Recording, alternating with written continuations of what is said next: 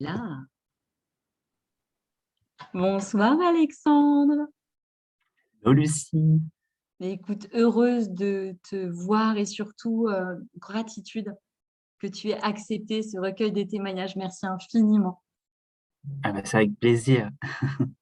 Mais écoute, pour les gens qui vont te voir, est-ce que tu pourrais te présenter, s'il te plaît?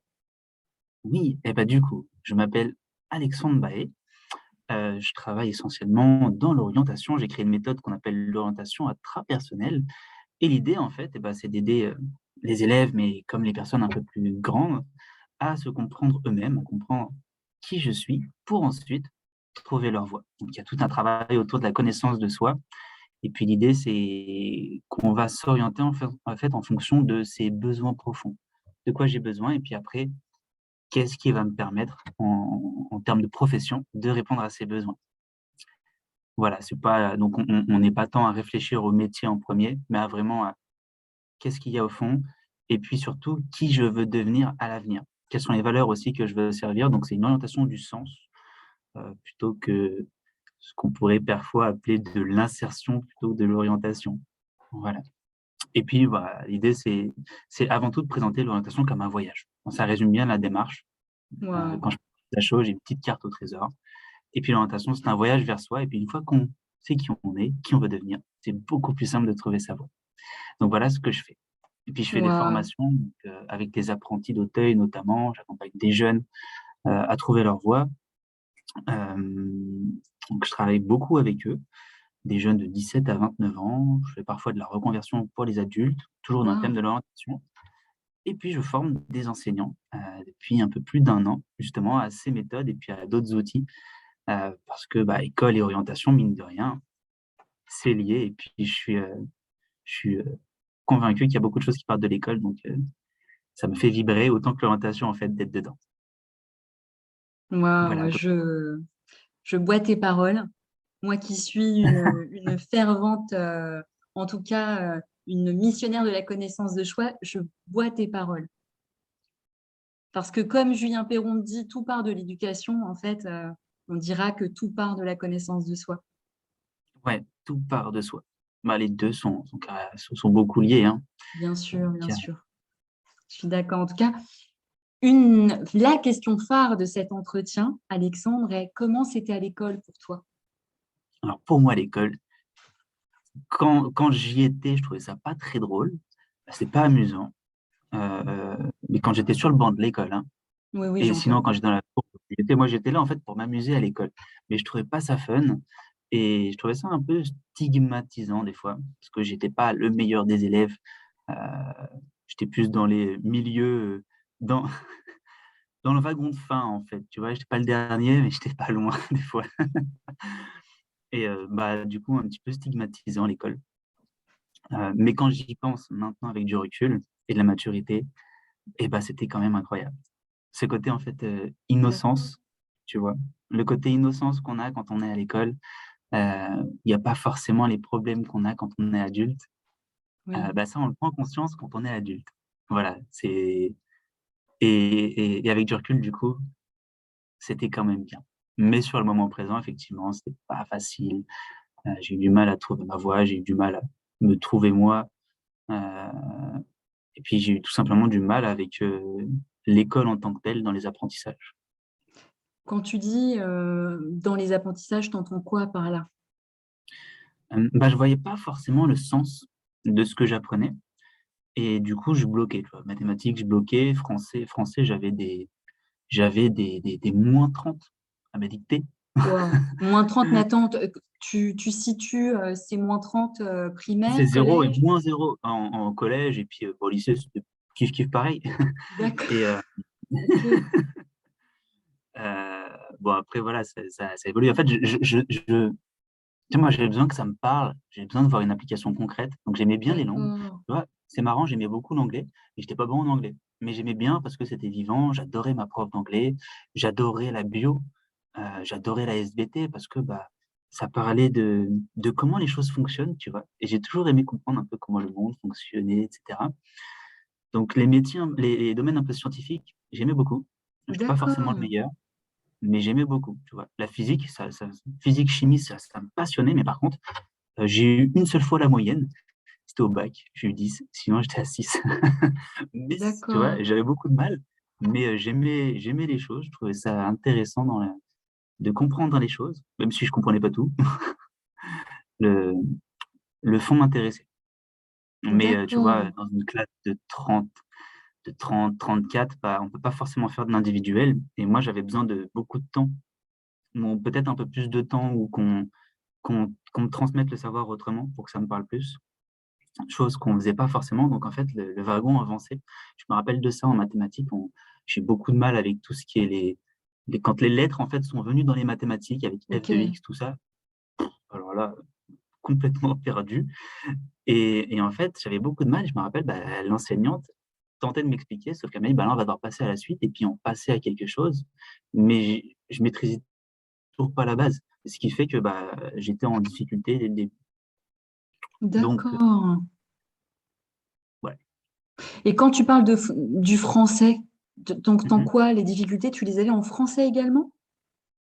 Moi, c'était tout ce qui était, écriture,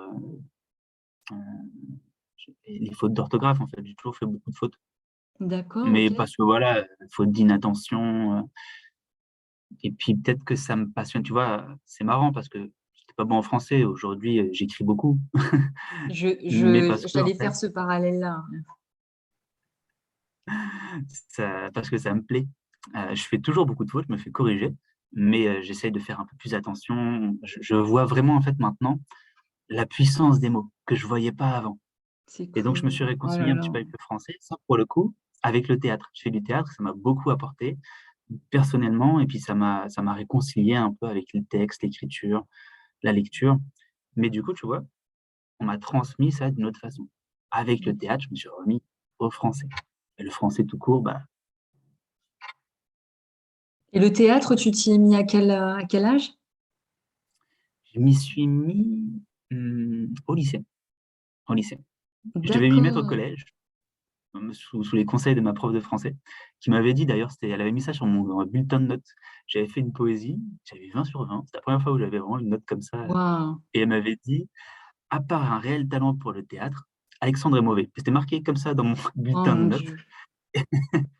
et du coup, Oh là bah, elle là là m'avait là. conseillé de faire du français. Alexandre est Heu, mauvais, c'était marqué comme ça? ouais, c'était marqué ça, mauvais ou nul, enfin bref, j'étais, ouais. Et Mais du coup, aujourd'hui, c'était dis-moi, ouais, pardon. Et du coup, non, aujourd'hui, tu c'était, disais? bah, qu'aujourd'hui, je suis passé au-dessus de tout ça, justement. Je suis plus l'Alexandre du collège, mais parce que j'ai vu l'enseignement différemment, en fait, tu vois? Et l'école, on la voit d'une façon, la connaissance, on la voit d'une façon, et dès qu'on trouve une personne qui est pédagogue et qui nous présente la même chose, mais avec d'autres mots, et ben, c'est là où on on se met à comprendre différemment, et puis à voir peut-être l'intérêt qu'on voyait pas avant. Et justement, quand tu parles de personnes qui transmettent différemment, quelle a été cette personne et quand? Hem, Bah, j'ai pu dire c'était un peu des rencontres. Tu vois, j'ai des profs qui m'ont marqué, des profs j'étais dans le sanitaire et social, donc des profs du social, et qui étaient engagés, qui croyaient vraiment à ce qu'elles faisaient, et ça m'a beaucoup appris. J'ai appris d'elles, j'étais pas forcément un bon élève non plus, mais en fait, ça m'a mis sur une voie, tu vois? Des profs d'histoire qui étaient passionnés par l'histoire, des profs d'anglais qui étaient passionnés par l'anglais, mais qui étaient vivants, et en fait, c'est juste ça. Et puis après, quand je suis sorti du système scolaire, je fais des formations avec des coachs et puis d'autres formateurs, et là, pareil, j'ai fait: «Mais en fait, il faut qu'on sélectionne, tu vois, ce qu'on a envie d'apprendre», et c'est là où on rencontre des personnes qui sont passionnées par ce qu'elles transmettent, et puis vu que nous, on a choisi d'être là, bah, forcément, on boit les paroles, puisque on attend, on est dans un processus où on est client de l'apprentissage, tu vois? Et là, c'est ce que je dis aux enseignants, en fait, faut réussir à rendre les quand je fais des formations pour les profs, faut réussir à les rendre clients, les élèves, et en fait, je trouve que c'est ça qu'on n'arrive pas forcément à faire à l'école. On transmet du savoir à des personnes qui ont pas forcément envie d'être là. On leur dit: «Bah, tu dois apprendre ça», et puis après tu vas devoir ressortir ce qu'on t'a appris. sans passionner pour autant, tu vois. Donc après, je dis, être enseignant, c'est aussi un vrai travail, hein. Moi, je m'en aperçois maintenant que je fais des formations avec des élèves. Ça demande beaucoup de travail, beaucoup d'investigation, beaucoup d'investissement, euh, qu'on ne voit pas forcément quand on est devant un enseignant. Mais c'est plus qu'un travail, plus qu'une passion. C'est, je dis, c'est pas facile d'être enseignant et maintenant je leur tire le chapeau parce que tu comprends en même temps que c'est très difficile de faire de l'individualisé quand tu es devant 30 élèves. Et la faute, c'est pas qu'il y a des mauvais enseignants, en fait, c'est que ils n'ont pas forcément les moyens de transmettre comme ils voudraient le transmettre à tout le monde. Parce que euh, moi, je demande à tout le monde d'aller devant une classe de 30 personnes et puis d'expliquer à ces 30 personnes pendant 1 heure un sujet. C'est euh, c'est du sport. C'est du sport. Je partage totalement. Je partage. Par rapport à ce que tu disais à cette progression, en tout cas ce changement de paradigme pour toi, parce que entre le fait de subir et le fait maintenant de choisir, parce que tu te formes et toi-même tu dispenses des formations, donc je suis mais admirative et chapeau bas pour ce parcours de vie, mais si tu te replonges quand tu étais donc à l'école, quelle a été ta plus belle expérience? La plus belle expérience à l'école, c'était je dirais que c'est un voyage scolaire que j'ai fait quand j'étais au lycée. Et en fait, ça a permis de voir les enseignants sous un autre format, de voir que, bah, il y a l'enseignant et puis il y a la personne derrière. Et même si c'était déjà des enseignants qui étaient vraiment très bienveillants, juste ça, prendre conscience que, bah, tiens, j'aurais fait ce voyage scolaire avec un autre enseignant, ça aurait été différent. Donc ça, ce voyage scolaire m'a beaucoup apporté. Et puis il y a un autre truc qui, à la base, je pourrais te dire, c'est le pire, mais en fait, j'ai fait justement un exercice avec un coach il y a peu de temps, dans un programme de D'accord. coaching avec le SUI. Et en fait, il fallait qu'on fasse un petit point. Donc en fait, tu fais ta trame de vie jusqu'à maintenant, donc j'ai 30 ans. Et puis en fait, je revenais sur tout ce que j'ai fait jusqu'à présent. Et puis de 5 à -5, je dois évaluer, tiens, c'était génial, tiens, c'était horrible.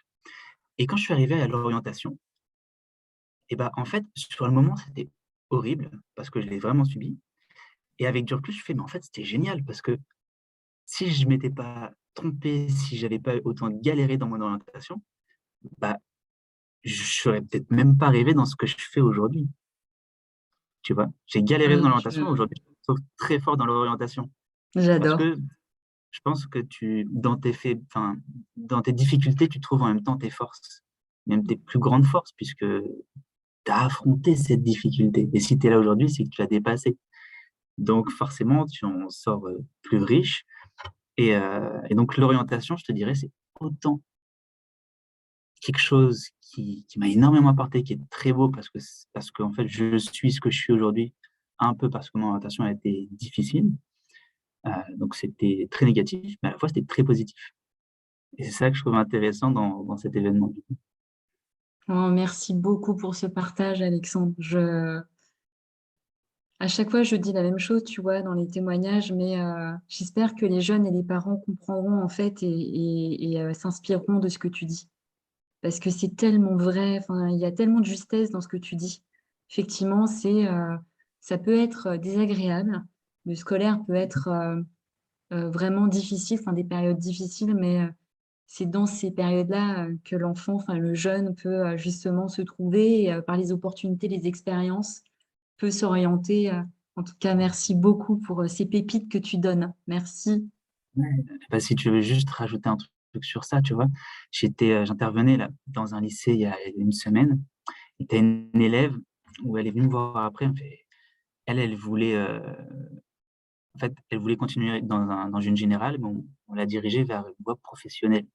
Maintenant, c'est même plus BEP, c'est bac pro, mais ça Oui, sonne quand même professionnel et pour elle, c'était stigmatisé et en fait, c'est vrai que pour moi, j'ai dû faire un BEP, tu vois? Je voulais aller en générale, tous mes potes sont partis en générale et j'ai très mal vécu pour ça, parce que je me suis dit: «Bah, en fait, je suis vraiment un cancre, tu vois? Je peux même pas aller faire comme les autres» et je l'ai vraiment vécu comme ça et je me suis trompé parce qu'en fait, dans la voie professionnelle, bah, justement, il y a le côté professionnel, donc c'est pratique. On va voir des choses qu'on va pas forcément apprendre en général et j'ai envie de dire, parce que je vois du coup que c'est toujours stigmatisé. C'est pas une voie de poubelle. La voie professionnelle, ça permet parfois de se découvrir mieux que dans une voie générale, justement, parce qu'il y a un côté pratique. Et ça, bah, j'ai mis du temps à le comprendre et puis je vois que donc aujourd'hui aussi, il y a encore des jeunes qui peuvent penser ça. Bien C'est sûr. pour ça où l'orientation, c'est vraiment beau de la présenter comme un voyage. Parce que peut-être que tu vas en plus aujourd'hui, tu fais même plus trop tes vœux, tu mets tes vœux et puis c'est le logiciel qui choisit. Donc peut-être que tu vas pas avoir les vœux que tu veux, mais peut-être qu'en fait, ça fait partie du voyage. Tu dois faire ce vœu, ça va t'apprendre quelque chose, ça va peut-être confirmer un projet, ça va peut-être faire émerger d'autres opportunités, t'ouvrir l'esprit à d'autres choses. Ou peut-être au contraire que tu vas te dire: «Putain, mais non, mais en fait, c'est pas du tout pour moi». Mais tu avais besoin de faire ça pour comprendre que c'était pas pour toi. Donc, c'est un voyage et même si à première vue, c'est négatif, et ben, au fond, c'est peut-être positif. Oh, Tu j'adore, j'adore. apprends toujours. Merci beaucoup.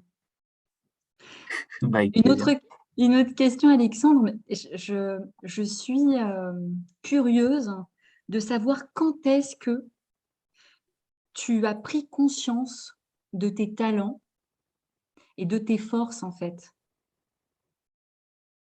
Mmh, Que tu es en train d'employer, d'exploiter aujourd'hui et de mettre au service, en fait, de ces gens, que tu accompagnes et que tu formes? et ben, les forces,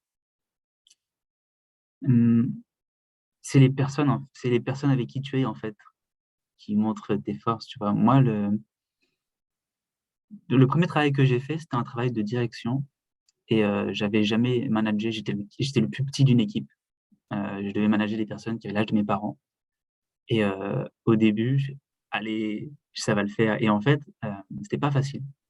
C'était pas facile et du coup, je suis allé voir d'autres personnes qui faisaient ça. Puis je leur ai simplement demandé conseil et puis après, je me suis aperçu que, OK, bah, je faisais peut-être des choses pas de la façon idéale, hem, mais j'ai vu qu'il y avait d'autres façons de faire, tu vois? Et puis après, j'ai quitté même ce travail et je me dis: «Putain, mais en fait». Tu vois, maintenant, je suis dans la formation. Je forme des personnes qui peuvent justement faire ce que j'ai fait avant. Je fais: «En fait, si j'avais fait ça, ça aurait été incroyable», tu vois? Et en fait, j'aurais juste dû en prendre conscience plus tôt, tu vois? Donc en fait, c'est un peu le chemin de vie qui te fait prendre conscience que, putain, si tu avais fait ça avant, tu aurais pu le faire avant. Donc si tu pouvais le faire avant, c'est que tu avais déjà cette ressource en toi, tu vois? Donc en fait, c'est surtout ça la prise de conscience, c'est que, tu as plein de force en toi, mais que tu ne connais pas forcément puisque tu en as pas forcément besoin. Donc il faut, se mettre un petit peu en difficulté et moi les forces, je les ai trouvées quand justement, heu, j'ai traversé une sorte de crise identitaire, tu vois? Je suis arrivé à une période de ma vie vers 25 ans où je faisais beaucoup d'activités. Heu, J'avais lancé une entreprise dans le bien-être, je faisais du massage. En même temps, je faisais du marketing de réseau, donc dans les affaires. Heu, en même temps, à côté, je faisais des castings pour faire du cinéma. Je m'engageais pour l'environnement, je faisais plein de trucs et en fait, je m'apercevais que j'allais partout, mais j'allais surtout nulle part et de là, je me suis dit: «Putain, mais en fait, je ne sais qu'est-ce que je vais faire de ma vie? Je peux pas continuer comme ça parce que c'est éprouvant». Je faisais plein de choses, mais pour autant, j'arrivais pas à en vivre, hem et en fait, c'est là où j'ai pris conscience que je ne me connaissais pas suffisamment, que je ne me connaissais pas du tout. Et de là, bah, en fait, à 25 ans, j'ai commencé une sorte de quête spirituelle où, bah, qui je suis, je me suis intéressé à énormément de choses, l'histoire, la religion, la spiritualité. Je suis tombé dans le développement personnel. Après, j'ai dépassé un peu le dev perso pour aller vers la psychologie. Là, j'ai fait: «Mais en fait, il y a un mode d'emploi pour se comprendre. On est tous différents, mais à la fois, on est tous pareils parce qu'on a tous les mêmes besoins» et quand on comprend ça, quand on comprend que c'est nos besoins qui structurent notre personnalité et cetera, tu comprends un petit peu comment tu deviens une personne. Et tu comprends comment tu peux devenir une autre personne et du coup, aller chercher d'autres ressources et tu comprends qu'en fait, bah, la vie, c'est un petit peu un jeu et tu as juste, encore une fois, bah, juste à choisir ce que tu as envie de devenir et puis après, toutes les forces sont là. C'est juste, tu vois, par exemple, si là, je sais pas, je dois faire preuve de créativité, mais que Je me mets pas dans un travail justement où je réfléchis, où je ne côtoie pas de personnes qui sont amenées à créer des choses, à imaginer. Euh, Ça va être pas si simple que ça que d'être créatif. Si demain, je sais pas, je me retrouve à la tête d'une équipe et que j'ai jamais fait ça, forcément, je vais pas être bon. Mais si je m'entoure de personnes qui ont déjà fait ça va être plus simple, tu vois. Là, je suis un coaching justement pour tout ce qui est voie professionnelle et lancer un peu mon activité mieux qu'elle ne l'est. Euh, ben, je m'entoure de personnes pour qui ça marche très bien. Et après, je prends les conseils et en fait, je vais superposer leur vision du monde à la mienne pour penser comme eux et puis pour aller chercher ce que j'ai envie de devenir chez eux. Tu vois, donc c'est un jeu de construction. On construit notre personnage comme si la vie, c'était un jeu vidéo, sauf que c'est la vie. Et le personnage, bah, on le choisit. Et le personnage, bah, c'est nous. Tu vois? Mmh, excellent.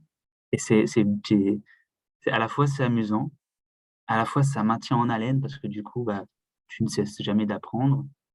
Tu peux dire, tiens, moi, en fait, j'ai envie de faire ça. Bon, bah, faut que je devienne un peu une autre personne, du coup. Ou alors, en tout cas, faut que j'aille chercher des choses que j'ai pas chez moi.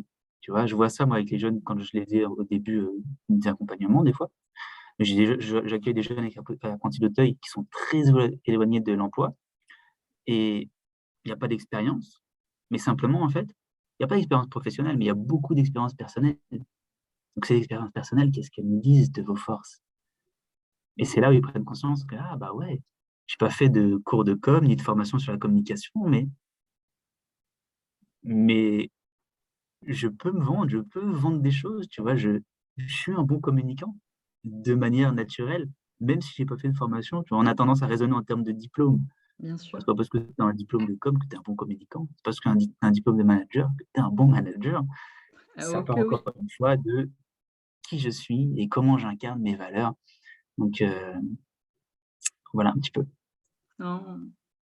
Une des dernières questions, Alexandre. Ouais. Si tu avais un ou des conseils à donner aux jeunes qui rencontrent des difficultés scolaires, qu'est-ce que tu pourrais leur dire? Pas que derrière la difficulté, il y a toujours un succès. En vrai, moi, de ce que j'en tire, c'est que c'est quand on a le plus de difficultés que on apprend le plus. Pas forcément le mieux, parce que justement, on est en difficulté, mais que c'est ces difficultés, en fait, qui vont nous façonner. Tu sais, quand tu deviens adulte et que tu essaies de résoudre quelques problèmes personnels, souvent, on revient un peu à l'enfance. Parce qu'on a tendance à mettre de la pommade, une fois adulte, sur les choses qui ont été douloureuses lors de l'enfance. Donc c'est bien d'être conscient que c'est pas facile. Parce que si tu n'en es pas conscient, quoi qu'il se passe, tu te construiras pour mettre de la pommade sur ça quand tu seras plus grand, tu vois? Quand tu parles de Donc pommade, c'est, est-ce que comme tu un parles, pansement, ça a été difficile. OK, Ça a été difficile, par exemple, je me suis retrouvé dans la forme j'étais pas un bon élève et aujourd'hui, je me retrouve, en fait, quasiment à faire enseignant. Peut-être que, tu vois, si je rentrais dans une psychanalyse, bah, oui, je viens soigner cet enfant qui a été blessé, mais en fait, vu que j'en suis conscient, je rentre pas dans un jeu négatif psychologiquement. Je trouve juste énormément de sens parce que je me dis: «Waouh, en fait, j'aurais pu mieux vivre si j'avais conscience de tout ce que je pouvais faire quand j'étais plus jeune» et que maintenant j'en suis conscient, bah, je me dis, «Il faut simplement amener cette prise de conscience, aux élèves» et en fait, ça tu vois, donc dans cette difficulté, encore une fois, bah, moi, ça m'a permis de trouver ma voie et je le vis très bien, parce que je suis conscient de tout ce qui a pu se passer avant et du coup, il y a beaucoup de sens. et la même question par rapport aux parents. Tu sais, quels conseils tu pourrais donner aux parents justement qui, ont des enfants en difficulté et qu'est-ce que tu pourrais leur donner comme conseil pour qu'ils s'apaisent et pour qu'ils Hem, croient en l'avenir de leur enfant, en fait? ouais et ben, déjà, qu'ils comprennent qu'on peut pas s'orienter à plus de 10 ans. mais souvent la pression, tiens, tu vas faire quoi comme métier, etc. Alors moi, je donne, je sais pas, 10 000 € à la personne qui va me dire à quoi ressemble le métier le marché du travail dans 10 ans. C'est impossible à prédire. Tu as tellement d'innovations et à la fois tu as tellement d'enjeux aujourd'hui que le monde en 2030, c'est impossible de savoir à quoi il va ressembler. Tu as quelques semaines, tu as, quoi? Tu as Facebook qui change de nom pour s'appeler Meta. Ils vont créer un métaverse où tu pourras limite faire des réunions dans ce machin, enfin, totalement fou. Tu as des innovations partout. Tu as la génomique qui transforme la médecine. Tu ne peux pas savoir à quoi ça va ressembler parce que tu as plein d'innovations et puis de l'autre côté, tu as plein d'enjeux environnementaux, et cetera, et du coup, on est face à plein de futurs, sauf qu'il y a un seul avenir. Et donc, bah, il y a plein de jeux politiques qui sont en jeu, il y a plein d'enjeux humains, il y a énormément de il y a des personnes autant que les personnes sont en transition, je pense que le monde lui-même, il est en transition et il faut accepter ça. Donc accepter le fait que, bah, nos enfants, c'est normal d'avoir du mal à trouver sa voie. Parce que c'est encore plus dur de savoir qui est-ce qu'on est aujourd'hui. Donc en tant que parent, c'est aider son enfant à comprendre peut-être quelles sont les valeurs qui l'animent et quelles sont les valeurs qu'il veut voir émerger dans le monde de demain. Et puis du coup, quelle profession pourrait lui servir? Être au service de ces valeurs. Et là, on est sûr que quoi qu'il se passe, même si peut-être tu ne trouveras pas son métier tout de suite, bah, ça fera sens parce que ça sera au service de ses valeurs. Donc en tant que parent, je dirais c'est ça. Qui est l'enfant? Qui c'est cet enfant que j'ai en face de moi? Et puis d'ailleurs, est-ce que c'est vraiment un enfant ou est-ce que c'est pas un être extraordinaire avec un potentiel aussi illimité que le mien? Et du coup, je change mon regard sur lui. Parce que quand on se dit: «J'aide mon enfant à trouver son orientation», souvent, bah, je vais pas dire souvent, je fais une généralité, mais on peut être tenté de faire les recherches, espérer faire du bien pour l'aider et au final, inconsciemment, faire le choix pour lui, tu vois? Sans s'en rendre compte. Donc c'est peut-être l'accompagner dans des salons de l'orientation, des salons de l'étudiant, l'accompagner, voir, des professionnels, en fait, ça aide beaucoup et puis peut-être ouvrir quelques livres. Quelques livres sur la connaissance de soi et puis transmettre ces outils de connaissance de soi à ses enfants parce que au final, c'est un peu le but de la vie de se comprendre, mais l'école n'aide pas forcément à comprendre qui on est. Donc si l'école ne le fait pas, bah, en tant que parent, faites-le. Faites-le, ça va renforcer l'estime que vous avez pour, les enfants et puis ça va renforcer en même temps l'estime que l'enfant, il a lui-même et puis ça crée un cercle super vertueux, tu vois? Mes parents m'apprennent tu vois, moi je déplore un peu aujourd'hui, jadis tu avais, je dis jadis comme si j'étais très vieux, mais mais avant tu avais quand même le savoir, paternel, tu avais la famille qui transmettait, à l'enfant. Et puis même si tu remontes il y a peu de temps, tu venais au monde, tu avais une identité en fait. Tu allais faire le travail de ton papa ou de ta maman et puis perdurer, l'affaire familiale et tu avais une identité innée du coup. Aujourd'hui, le grosse difficulté, c'est que tu as pas d'identité quand tu nais et tu as le choix de choisir tout ça et c'est là où c'est très compliqué parce que du coup, les choix ont davantage de poids, tu vois? Tu dois construire qui tu es et ça, Mmh. c'est stressant parce que du coup, bah, au final, qui je suis, qui je vais devenir, on a tendance à associer ça à la profession, à je deviens ma fonction sociale, alors que c'est pas le cas, tu vois? En tout cas, merci beaucoup Alexandre pour ces partages, pour ces pépites. Je crois que, tu es attendu, je pense. Non, je suis dans les bureaux et ça a sonné. Ciao! Je suis à la fin. En tout cas, Mais c'est bon. merci infiniment pour, ces Oui, partages pertinents, qui, en tout cas, me parlent et je suis convaincue et persuadée que ça parlera, en fait, aux jeunes et aux parents qui regarderont. Ce que tu as dit, en tout cas, je te souhaite le meilleur. Je souhaite justement que tu puisses rayonner et impacter un maximum parce que quelqu'un qui avait des difficultés, qui était à -30 ou je ne sais quoi et qui écrit des ouvrages alors j'ai celui-ci, mais je sais que tu en as d'autres, en fait, et que tu as écrit d'autres et oui. je suis, admirative et un grand bravo pour ce parcours, qui, est juste pour moi énorme, qui appelle à de l'admiration. Gratitude et Ah, bravo. merci beaucoup. Merci beaucoup. Merci beaucoup. Bah, tu vois, par rapport au livre, ça, c'est un bon exemple de comment on trouve ses forces. J'étais pas du tout écrivain et au final, bah, tu vois, en 2 ans, je crois que j'ai fait 5 livres et alors que j'avais pas écrit, j'avais jamais Hallucinant. écrit et en fait, c'est simplement parce que ça t'anime, en fait. Tu vois? Je sais que je suis dans ma mission, il y a beaucoup de sens et du coup, tu prends conscience que à partir du moment où il y a du sens dans ton quotidien et que tu sais pourquoi tu es là et où est-ce que tu veux aller, c'est le plus difficile, en fait, savoir où est-ce qu'on veut aller et puis savoir ce qu'il faut faire, heu, à moyen, court terme. C'est le plus difficile. Le long terme, encore ça va, mais au court terme, c'est plus compliqué, tu vois? Mais à partir du moment où il y a cette vision, bah, tu vois, tu peux faire.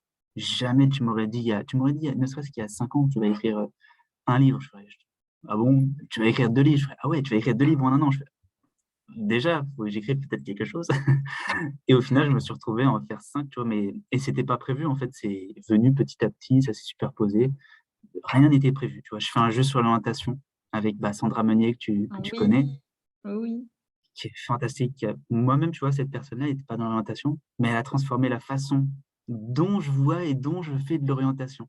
Donc quelquefois, même une personne qui est pas en lien avec ce que tu fais, t'apporte énormément et bah, le jeu que je fais avec elle, qui sera une ressource pour les enseignants, tu m'aurais dit il y a 1 an et demi: «Tu vas faire un jeu sur l'orientation». Pareil, c'était pas prévu. Donc en fait, il faut être vraiment ouvert, vraiment connecté à ce qui fait sens et puis après, j'ai l'impression que, bah, ça vient. Voilà, le voyage, il est là et tout vient à point avec qui sait t'attendre un petit peu. Waouh! Un grand, grand bravo. En tout cas, merci pour tout ce que tu fais Merci beaucoup et je te souhaite le meilleur. et bah, tout pareil et puis, bah, un de ces 4, au plaisir. Exactement. À très Puis bientôt. continue avec, ces petits partages, c'est top. C'est un bon format. Merci. Merci infiniment, Alexandre. À bientôt. Et puis bon courage à ceux qui cherchent leur voie du coup. Exactement.